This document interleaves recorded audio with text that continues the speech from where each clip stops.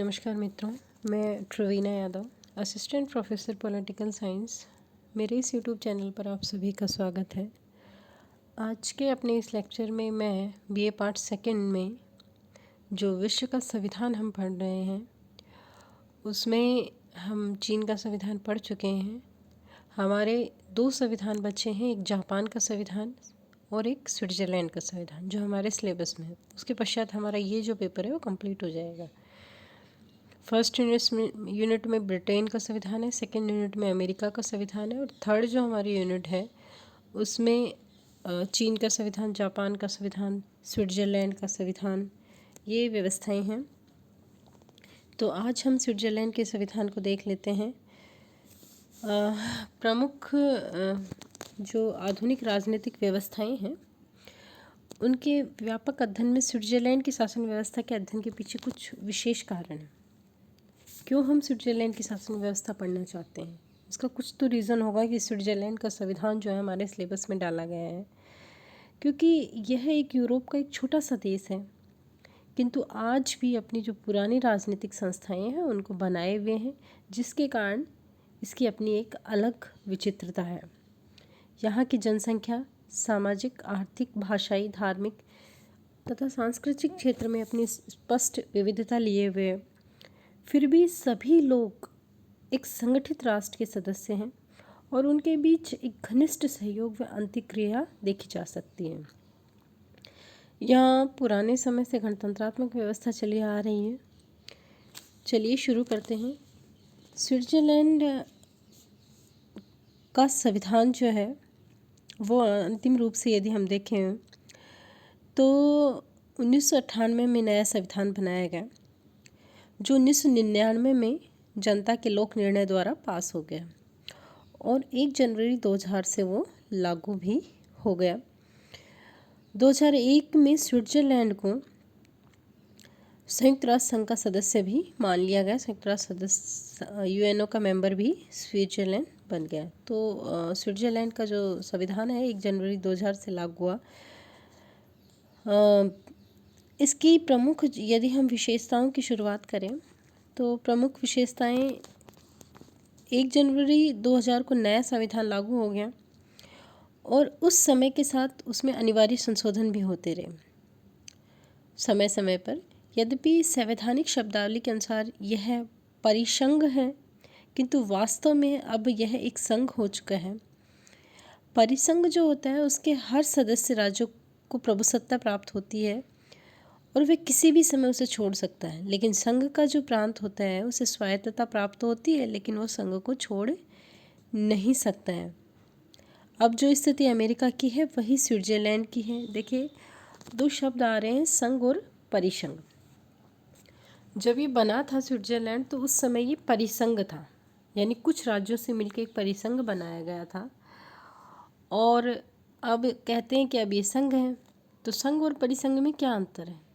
देखिए, परिसंघ के जो राज्य होते हैं, सदस्य राज्य जो होते हैं, उनको पूर्ण स्वायत्तता के साथ साथ पूर्ण स्वतंत्रता भी होती है कि वो किसी भी समय उस परिसंघ को छोड़ सकते हैं, उसको छोड़कर एक अलग स्वतंत्र राज्य के रूप में रह सकते हैं।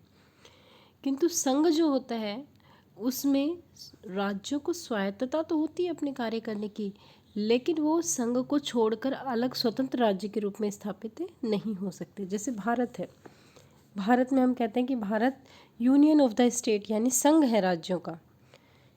भारत के जो राज्य हैं उनको अपना कार्य करने की पूर्ण स्वायत्ता है, लेकिन वो भारत को छोड़कर अलग राज्य नहीं बन सकते हैं।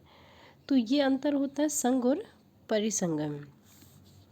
तो स्विट्ज़रलैंड जो बना था, स्विट्ज़रलैंड का संविधान, उस समय इसमें परिसंघ माना गया था, किंतु वर्तमान में धीरे धीरे इसने जो इसमें संशोधित रूप हुआ है, ये वर्तमान में क्या बन चुका है, एक संघ बन चुका है। यानी इसके जो राज्य हैं वो अब इससे स्वतंत्र नहीं हो सकते हैं। चलिए शुरू करते हैं। स्विट्ज़रलैंड के संविधान की पहली जो विशेषता है वो है लिखित व कठोर संविधान। स्विट्ज़रलैंड का ये जो संविधान है जो 1998-99 में बना, 2000 में लागू हुआ, यह संविधान लिखित है तथा देश की सर्वोच्च कानून है, सर्वोच्च विधि है। इसमें 195 अनुच्छेद हैं, नोट डाउन कर लीजिए आप। 95 अनुच्छेद हैं। संविधान ने केंद्र को अनेक शक्तियां दी हैं जिन्हें साधारण विधि या प्रशासकीय आदेश द्वारा व्यवस्थित किया जा सकता है, जैसे शिकार करना, मछली पकड़ना, उदार व्यवसाय वालों की योग्यताएं निर्धारित करना, जुआ खेलने व शवों को दफनाने से संबंधित कानून बनाना। कैंटनों के अपने अलग संविधान। देखिए कैंटन शब्द आपको लग रहा होगा कि कैंटन क्या आ गया है। स्विट्जरलैंड के जो राज्य हैं, प्रांत जो हैं, उन्हें कैंटन कहा जाता है।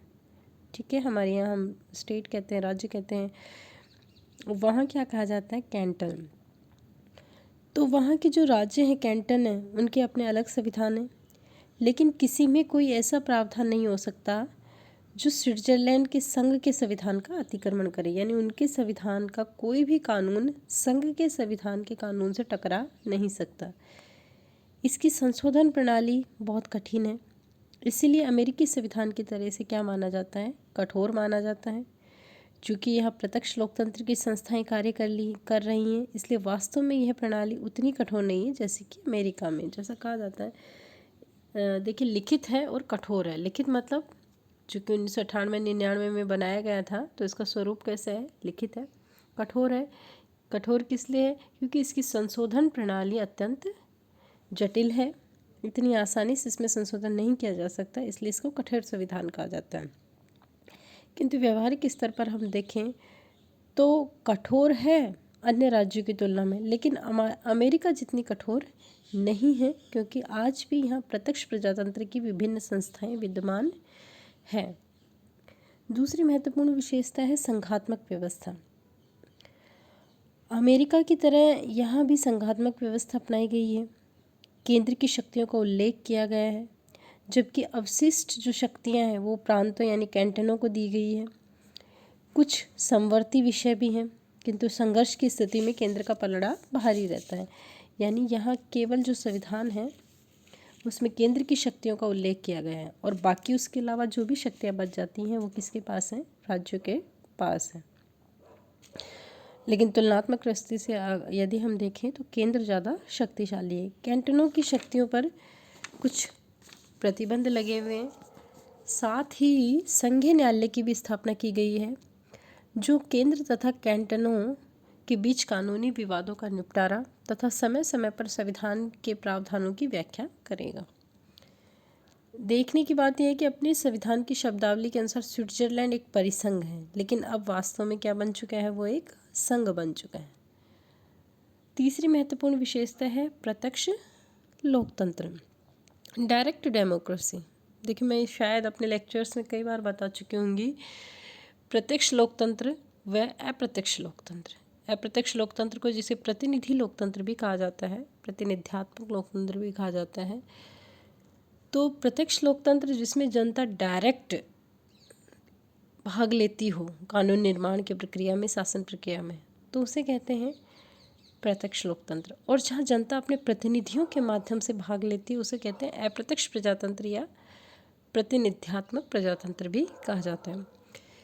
तो स्विट्जरलैंड जो है वहाँ पर प्रत्यक्ष प्रजातंत्र पाया जाता है। स्विट्जरलैंड को लोकतंत्र का पुश्तैनी घर कहा जा सकता है। यहाँ व्यवस्थापिका है जिसके सदस्यों का चुनाव किया जाता है। फिर भी यहाँ एक महत्वपूर्ण व्यवस्था उपक्रम की है, वह उपक्रम और यहाँ लोक निर्णय रेफरेंडम पाया जाता है।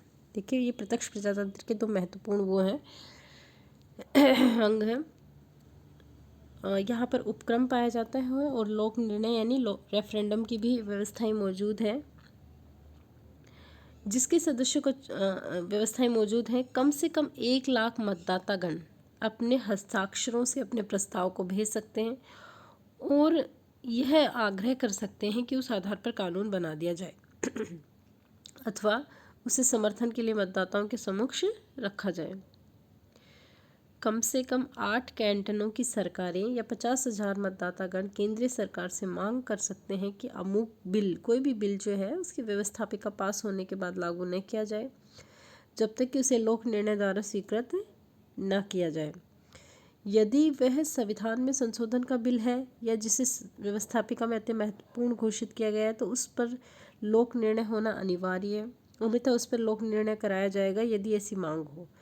इन दोनों ही व्यवस्थाओं ने यह विचित्र तथ्य स्थापित किया है कि यहाँ लोक प्रभु सत्ता का रूप देखा जा सकता है।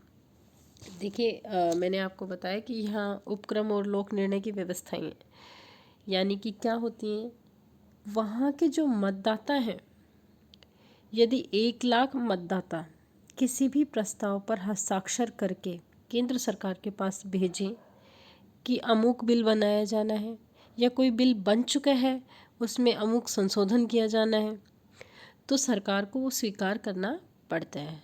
दूसरा है कि कोई मान लो सरकार बिल बना रही है, उसको रोकना है, या उसको जब तक लोक निर्णय पारित ना हो जाए तब तक उसको सरकार लागू ना करे, इसके लिए भी क्या है, या तो 1 लाख मतदाता हस्ताक्षर करके भेजे, और या फिर क्या होता है कि सरकार ने मान लो कोई बिल बना दिया तो उस पर लोक निर्णय करवाया जाए।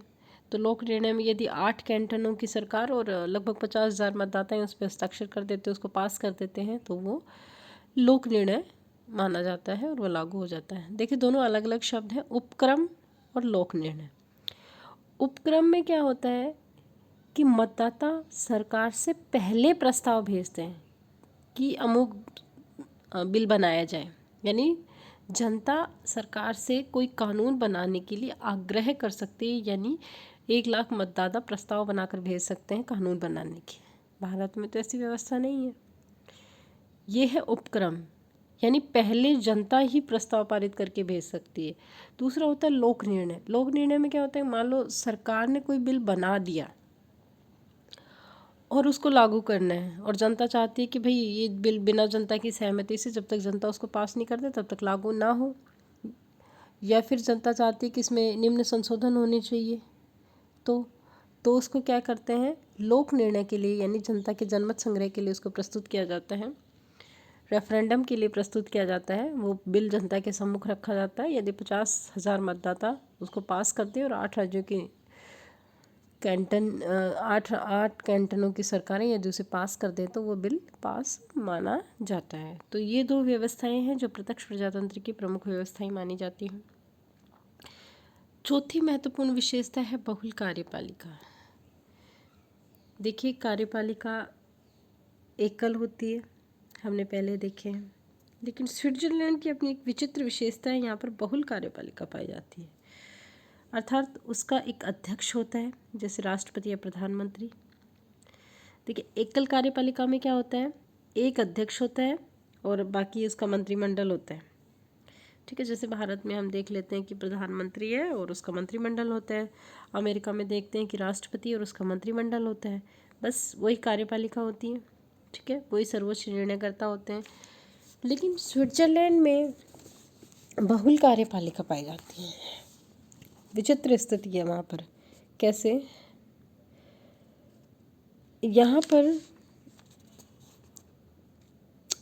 स्विट्जरलैंड में क्या होता है, राष्ट्रपति या प्रधानमंत्री जो होते हैं,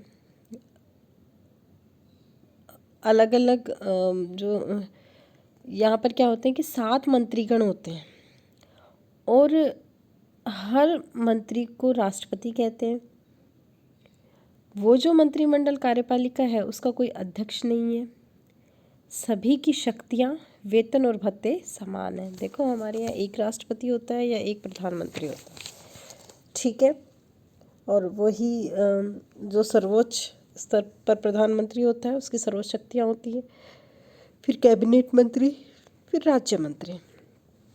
ठीक है, तो ये एकल कार्यपालिका। स्विट्जरलैंड में क्या होता है कि जो कार्यपालिका है उसमें 7 मंत्रीगण होते हैं और हर मंत्री को क्या कहा जाता है, राष्ट्रपति कहा जाता है। ये जो कार्यपालिका है इसका कोई अध्यक्ष नहीं होता। सभी अपने आप में, सबकी जो शक्तियाँ हैं, वेतन भत्ते हैं, सब समान हैं। और जो संघीय सभा होती है वो उनको 4 साल के लिए चुनती है, और यदि मान लो बीच में ही भंग हो जाए संघीय सभा तो कार्यपालिका भी भंग हो जाती है। जो भी औपचारिक कार्य होते हैं उनको करने के लिए